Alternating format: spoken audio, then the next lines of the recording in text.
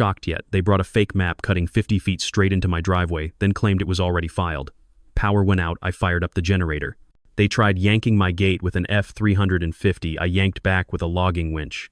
Stay tuned, the sheriff's about to examine that 1,960 plat. Comment your state plus subscribe to HOA Karen Stories 88 right now. The black Suburban rolled up my gravel drive like it owned the place, which apparently, according to the woman stepping out in her crisp blazer, it did. I watched from my kitchen window as 3 people emerged. 2 men in cheap suits flanked a blonde woman who moved with the kind of confidence that usually comes right before a spectacular fall. Behind them, a second vehicle disgorged 2 more men, these ones built like ex-cops who'd found new employment in private security. The whole parade screamed corporate land grab, the kind that's been picking apart rural America piece by piece since the housing market went insane. I'd been expecting this visit ever since my sister Paige called from the county recorder's office 3 days ago. Someone had filed a new survey for my property, she'd said, and it didn't match the original boundaries by about 50 feet. 50 feet that happened to include my entire driveway, half my workshop, and the century-old oak where my grandfather's surveyor stakes still stood. The same grandfather who'd bought this land in 1960 with logging money and the promise that no corporate suit would ever set foot on it without permission. That promise was about to be tested. The blonde woman knocked on my front door with the kind of entitled rap that suggested she'd done this before. When I opened it, she thrust a manila envelope at me like she was serving a warrant. Karen Sunshire, she introduced herself, newly elected HOA president and former land acquisition specialist for Meridian Mining Corporation. That last detail should have been my first red flag, but I was still processing the fact that someone had apparently elected her to run an HOA that didn't exist when I'd bought this place 5 years ago. The envelope contained a freshly printed survey map that looked official enough to fool most people. Clean lines, proper formatting, even a notary seal that gleamed under my porch light. According to this document, the property lines I'd known for years were completely wrong. My driveway, which had been serving trucks and logging equipment since the Eisenhower administration, was apparently built on what the map cheerfully labeled as common access easement. The workshop where I'd been restoring my grandfather's equipment was sitting on future community green space. Even the old oak tree, the one with surveyor marks carved so deep they'd grown into the bark itself, was now designated as shared recreational area. I studied the map while Karen explained how the new boundaries would benefit everyone in the community. Better access for emergency vehicles, she said. More green space for families. A chance to bring our little corner of rural Oregon into the 21st century. All I had to do was acknowledge the corrected boundaries and allow the HOA to proceed with improvements. The way she said improvements made it sound like Christmas morning, but her eyes had the cold calculation of someone who'd done this dance before. The men behind her weren't smiling at all. That's when my phone buzzed with a text from Paige. 3 words that changed everything: Sable Ridge Minerals. I looked up from my phone to find Karen still talking about community benefits and shared spaces, but now I was hearing something entirely different. This wasn't about green space or emergency access. This was about mineral rights, specifically the kind that had been quietly driving up land values across the Pacific Northwest, as companies scrambled to secure domestic sources of rare earth elements. The same elements that had been making headlines as trade tensions with China escalated and Congress pushed for energy independence. I folded the map carefully and handed it back to Karen without a word. Her practiced smile faltered slightly as I walked to my truck and pulled out a sheet of weathered paper from behind the seat. My grandfather's original plat, hand-drawn in 1960, and certified by the county surveyor whose signature was still visible in faded blue ink. I spread it on my tailgate next to Karen's shiny new version and invited her to compare. The differences were stark. Where her map showed easements and community spaces, the original showed clear property lines that extended well beyond what she was claiming. The silence stretched long enough for the security guys to start looking uncomfortable. Karen's realtor friend, a nervous man in a polo shirt who'd been hanging back by the cars, began recording everything on his phone but kept careful distance from the actual property line. Smart move, considering what I was about to do next. I walked to my workshop and returned with a handful of red surveyor flags and a sledgehammer. If Karen wanted to play boundary games, we'd mark some boundaries. I drove the first flag exactly where my grandfather's plat showed the eastern property line, about 50 feet beyond where Karen's map claimed my land ended. The second flag went at the northwest corner, right where the old oak tree stood with its carved surveyor marks.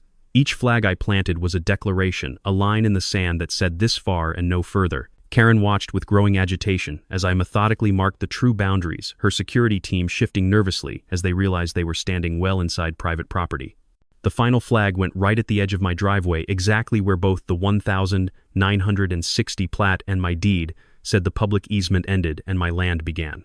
As I pounded it into the rocky soil, I could hear Karen on her phone speaking in sharp clipped tones to someone about implementing Phase 2 ahead of schedule. Phase 2 sounded ominous, but I was done being reactive. Time to be proactive. I pulled out my own phone and dialed my wife Tess using our old forestry service code phrase. "Thunderstorm incoming," I told her. Time to batten down the hatches. That evening, after Karen's convoy had disappeared down the mountain road, Paige called with the full story. Sable Ridge Minerals had incorporated just 6 weeks ago as a shell company with a Denver P.O. box. Their only listed business was mineral exploration and land acquisition, specifically targeting properties with suspected rare earth deposits. The survey they'd filed was beautifully crafted, professionally formatted, and completely fraudulent. It had been flagged by the county recorder's office the moment it was submitted, which meant technically it had no legal standing whatsoever. Karen either didn't know this or was betting I wouldn't find out until it was too late. The mineral angle explained everything.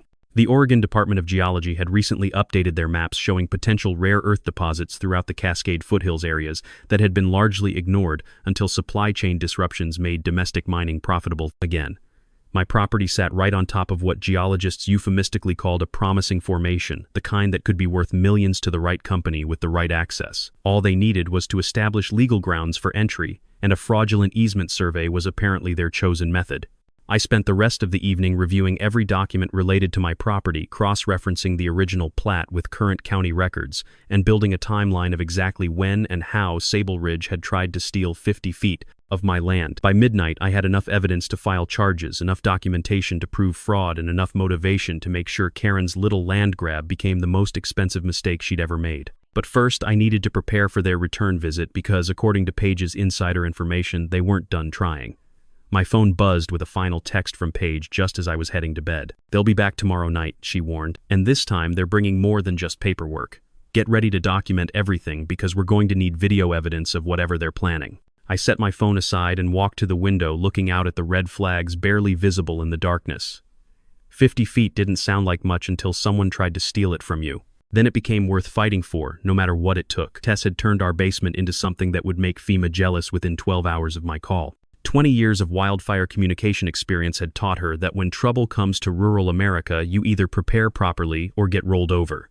The previous evening's phone call had triggered what she called Protocol 7, our personal early warning system for when government agencies move too slowly and private interests move too fast. By dawn, our house had become a fortress of documentation powered by equipment that could survive anything short of an electromagnetic pulse. The centerpiece of her operation was a bank of security cameras running on power over Ethernet, each one backed by a UPS system that could maintain recording for 30 hours without grid power.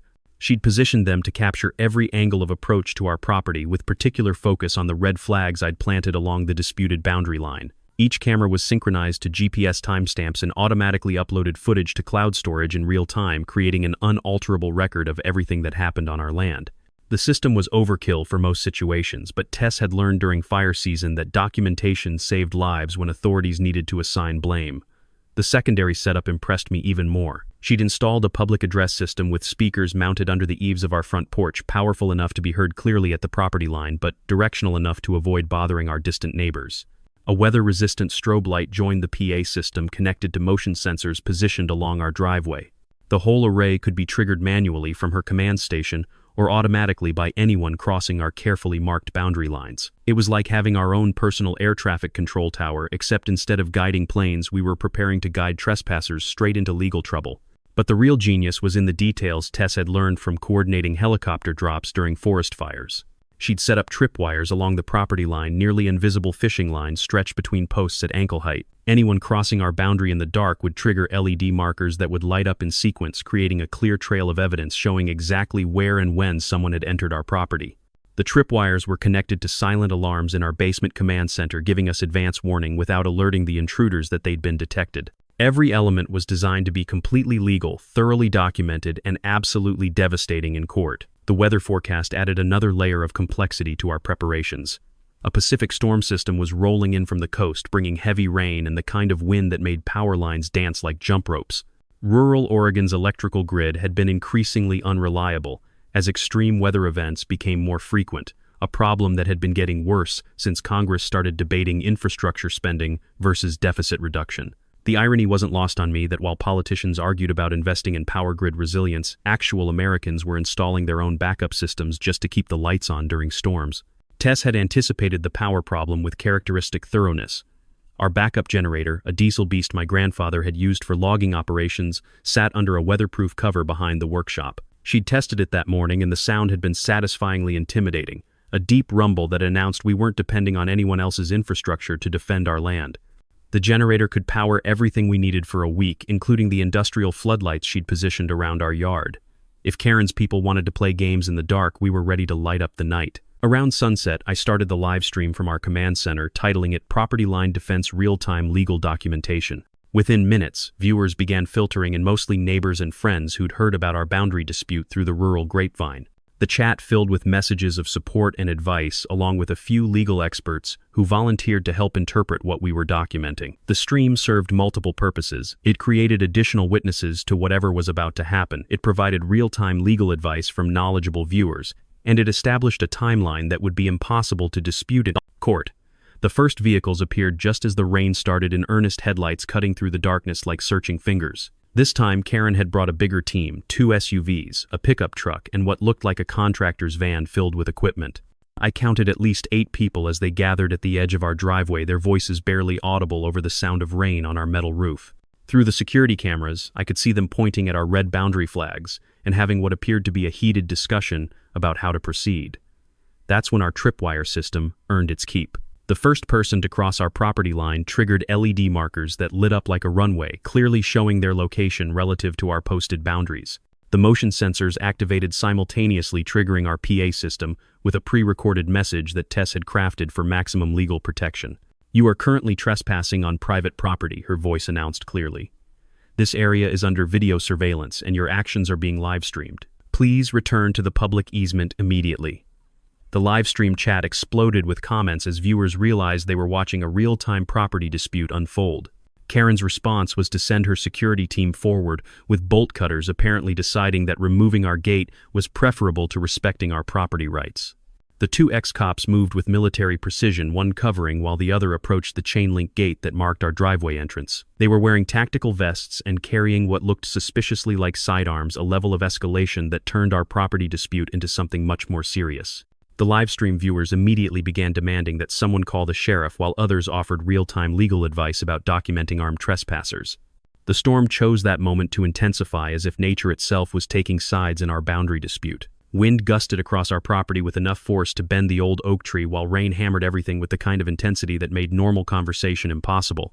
Our exterior cameras showed Karen's team struggling against the weather, their expensive suits and tactical gear no match for an Oregon mountain storm. The security team's bolt cutters slipped repeatedly on the wet chain, while Karen herself stood under a large umbrella shouting orders that were lost in the wind and rain. Then the power went out exactly as Tess had predicted. The utility lines serving our area had been overwhelmed by wind and falling branches, plunging the entire mountainside into darkness. Our UPS systems kept the essential cameras running, but the livestream connection flickered and died as the cell tower lost its connection to the grid. For the first time since Karen's arrival, we were operating in true darkness, with only our backup systems standing between us and whatever her team had planned. The sound of bolt cutters biting through wet metal chain echoed across our yard, barely audible over the storm but clearly captured by our weather-resistant microphones. In our basement command center, Tess monitoring our systems like an air traffic controller during a crisis. Battery levels were holding, camera feeds were still recording locally, even without internet upload, and our generator was primed and ready for manual activation.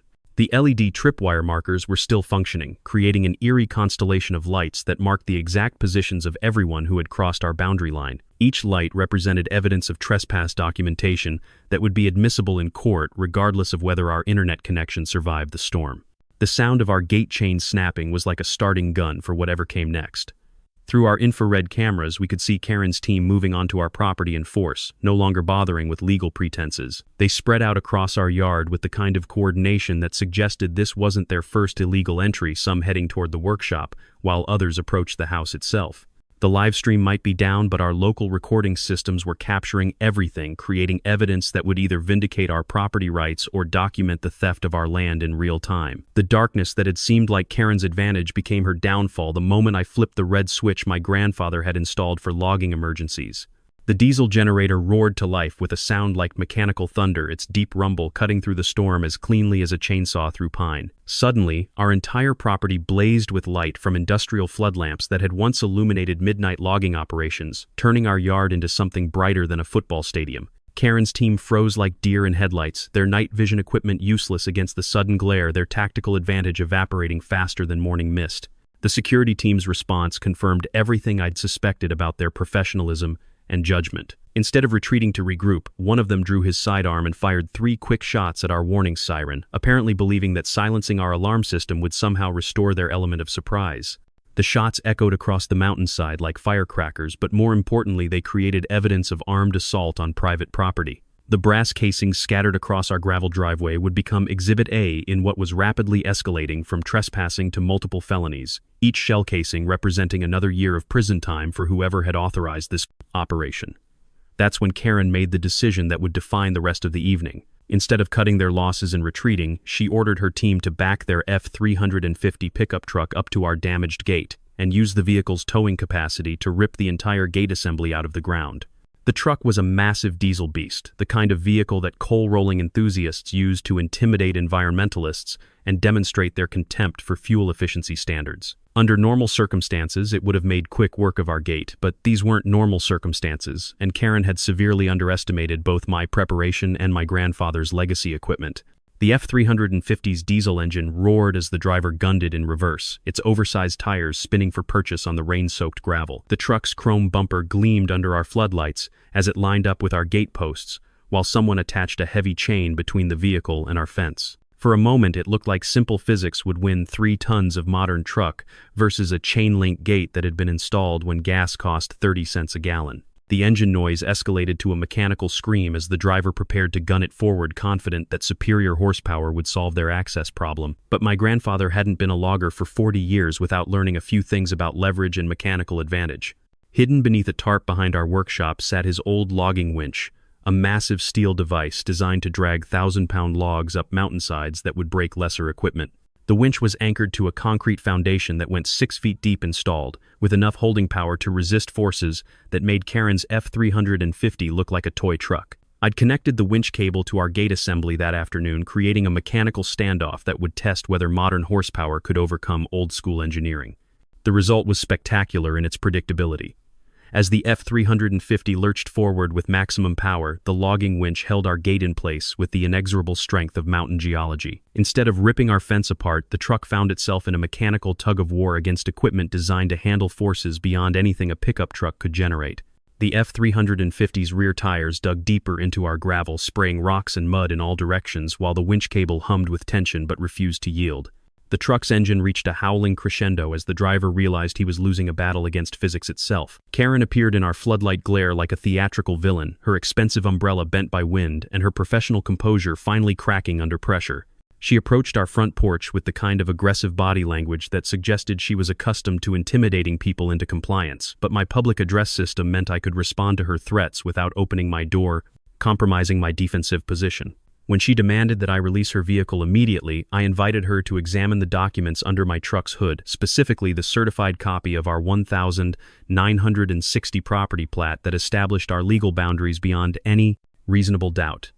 The legal exchange that followed was captured in high definition by our recording system, creating evidence that would be played in courtrooms for months afterward. Karen claimed loudly that her survey had been accepted by the county and that I was illegally preventing access to community property, while I responded through our PA system that her survey had been flagged as fraudulent and was under investigation by the county recorder's office. Every word was documented, time-stamped, and backed up to multiple storage locations, creating an unalterable record of who said what when Karen's land grab finally fell apart. The live stream had reconnected as our cell tower's backup power kicked in, bringing hundreds of viewers back online just in time to witness the climax of our mechanical standoff. Comments flooded in from across the country as people realized they were watching a real-time property rights battle that embodied everything Americans were feeling about corporate overreach and disappearing rural values. Someone in the chat identified Karen's F-350 as belonging to a fleet vehicle registration, suggesting that her entire operation was being funded by corporate money rather than legitimate community concerns.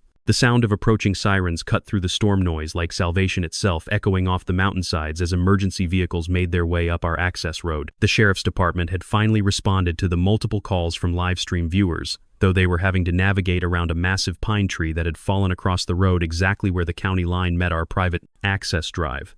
The timing seemed almost providential, as if the mountain itself was conspiring to trap Karen's team on our property until law enforcement could arrive to sort out the legal mess. Karen's investors chose that moment to abandon ship in the most dramatic way possible. The two men in expensive suits had been watching the legal exchange with growing horror, apparently realizing that their money was funding a criminal enterprise rather than a legitimate land acquisition. They approached Karen with urgent whispers that quickly escalated to public arguments, their voices carrying clearly across our yard as they demanded to know why she hadn't mentioned that the survey was fraudulent. One of them actually pulled out his phone and began recording Karen herself, creating evidence that would later prove the entire operation had been conducted without proper investor disclosure. The F-350 finally gave up its mechanical battle with a sound like expensive transmission components surrendering to superior engineering. The truck's rear differential had been designed for highway driving and weekend recreation, not for sustained maximum torque battles against logging equipment that had been built to move mountains. Steam rose from the vehicle's radiator as the engine overheated while transmission fluid leaked from stressed seals onto our gravel driveway. Karen's primary escape vehicle had been effectively neutralized by equipment that was older than most of the people involved in our property dispute, a perfect metaphor for what happened when corporate shortcuts met rural preparedness. As red and blue lights finally appeared through the trees, I realized that our defensive preparations had worked exactly as intended. We had documented evidence of trespassing, armed assault, property damage, and fraud, all captured in real time by systems that met legal standards for admissibility. Karen's team was trapped on our property with a disabled vehicle, surrounded by evidence of their crimes, and facing the arrival of law enforcement, with nowhere to run and no credible explanation for their actions. The only question remaining was whether they would surrender gracefully or try to bluff their way out of charges that could send them to federal prison. The storm was beginning to break overhead, patches of clear sky visible between the racing clouds, as if nature itself was clearing the air for whatever justice was about to be served. Deputy Sheriff Hank Miller stepped out of his patrol unit like he was walking into a crime scene, which technically he was. Hank had known my family since before I was born, had bought lumber from my grandfather's mill, and had watched corporate interests try to carve up our mountain community for the better part of 2 decades. He surveyed our floodlit yard with the practiced eye of someone who'd seen enough rural property disputes to recognize the difference between neighbors arguing over fence lines and criminals attempting organized theft. The brass shell casings scattered across our gravel told him everything he needed to know about who was armed and who was dangerous. I met him at our front porch with a waterproof container that held the kind of evidence most property disputes never generate: the original 1,960 survey plat drawn on vellum paper and signed by the county surveyor who established our boundaries when Eisenhower was president. The document was brown with age, but legally solid as bedrock. Every measurement and landmark carefully recorded in the precise handwriting of someone who understood that property lines weren't suggestions, but legal facts that would outlast the people who drew them.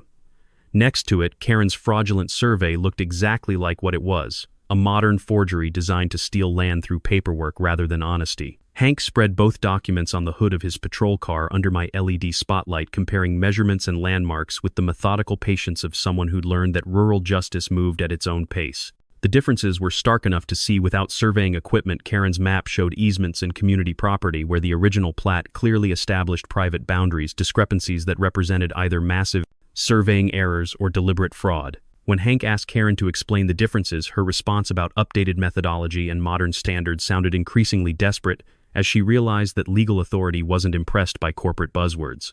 The real breakthrough came when Paige's evidence package arrived via email, forwarded to Hank's department tablet with the kind of timing that made me believe in Providence.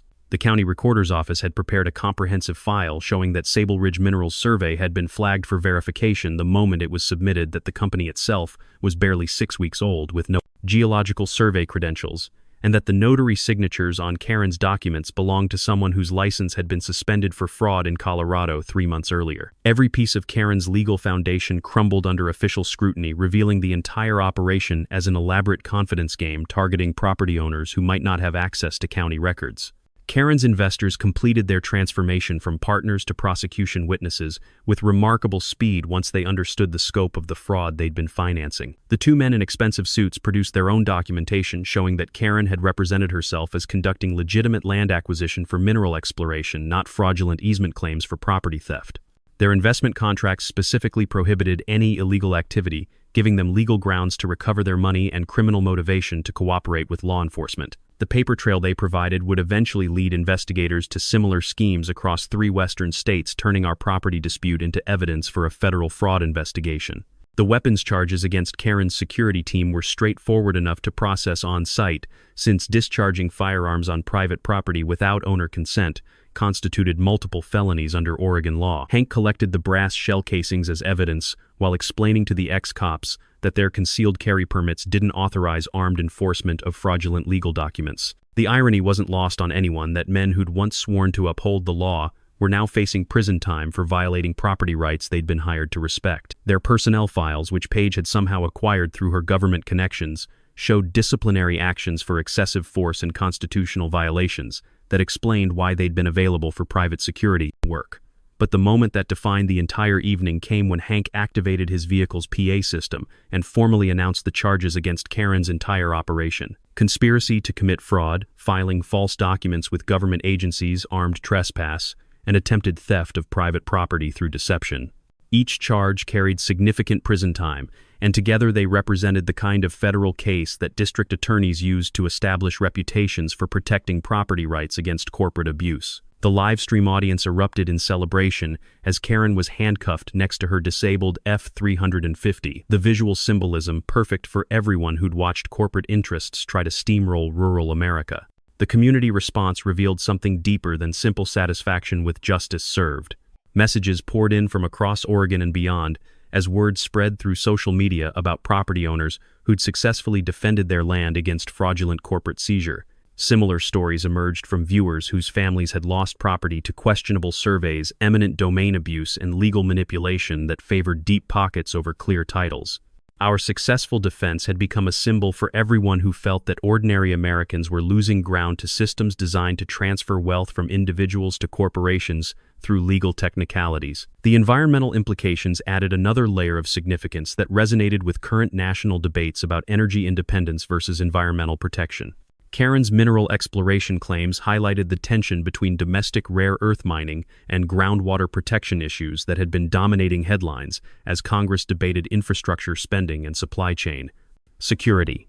Our victory represented more than defending property lines. It demonstrated that environmental protection and property rights could align against corporate exploitation that threatened both land and water resources throughout the rural West.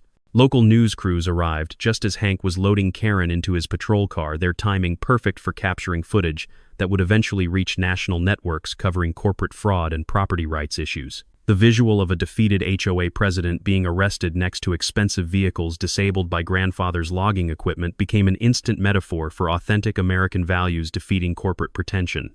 The story resonated particularly well during a time when many Americans felt that traditional institutions were failing to protect ordinary citizens against well-funded special interests. The F-350's humiliation was complete by the time the tow truck arrived to extract it from our property.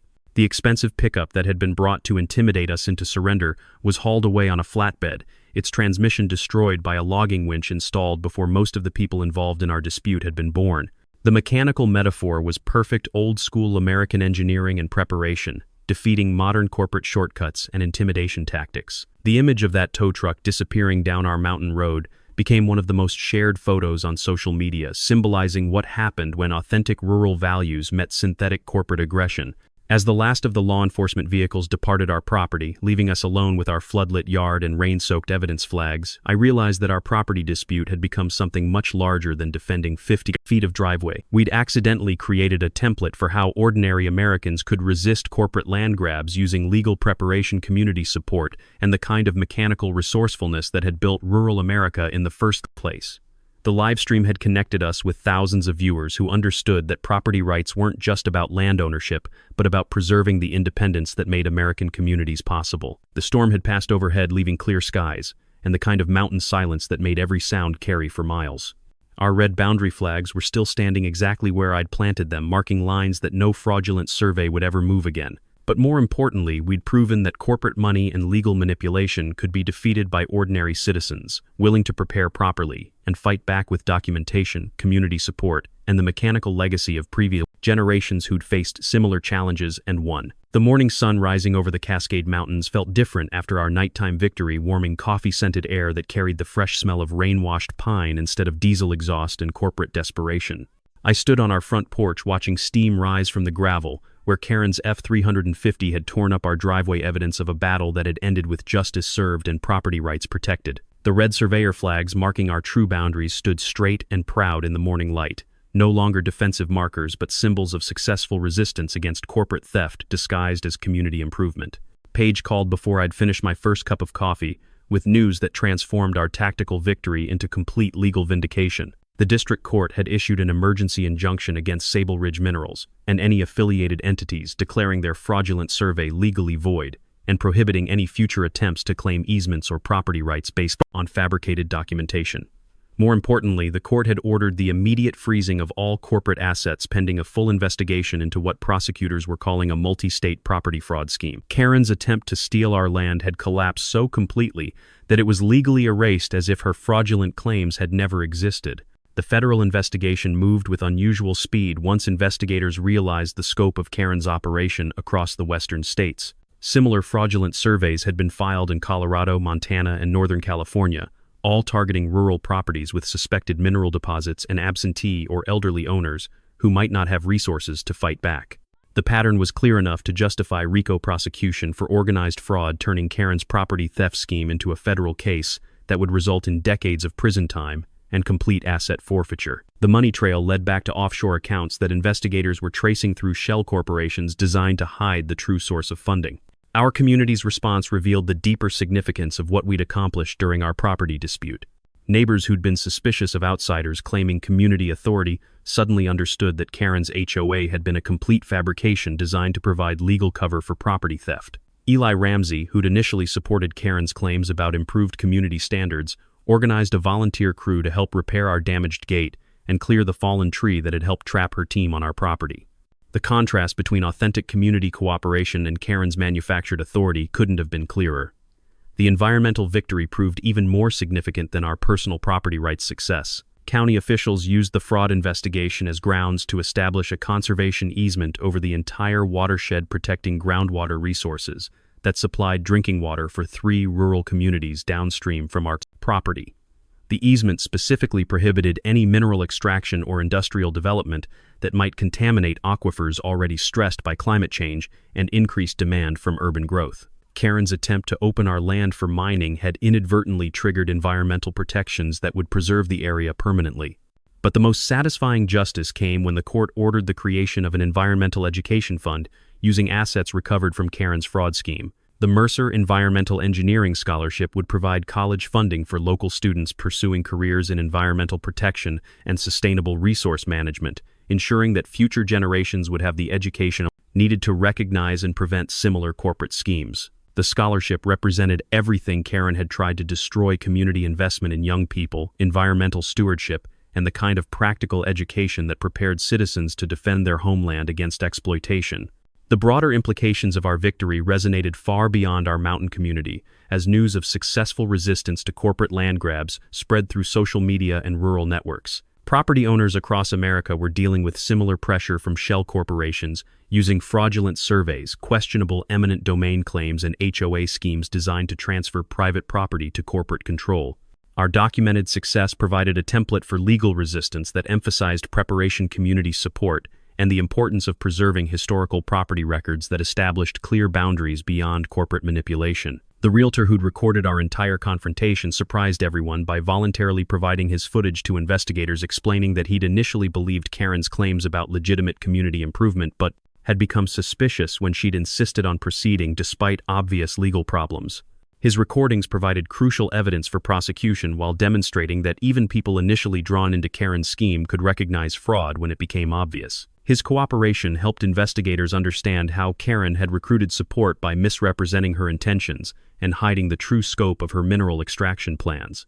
6 months later, our property had become an unexpected symbol of successful resistance to corporate land grabs, attracting visitors from across the country who wanted to see where ordinary Americans had defeated a sophisticated fraud scheme. Using legal preparation and community cooperation, the logging winch that had stopped Karen's F-350 became a particular attraction, representing the mechanical heritage that had built rural America and continued to protect it against modern threats.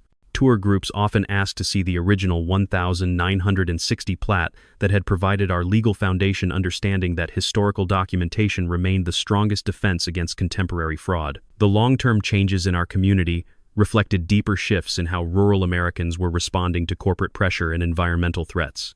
Local government established stronger verification requirements for property surveys and HOA formations, while community groups organized to provide legal support for property owners facing questionable claims. The success of our resistance had demonstrated that corporate money and legal manipulation could be defeated by citizens willing to prepare, properly document everything, and fight back with the support of neighbors who understood what was at stake.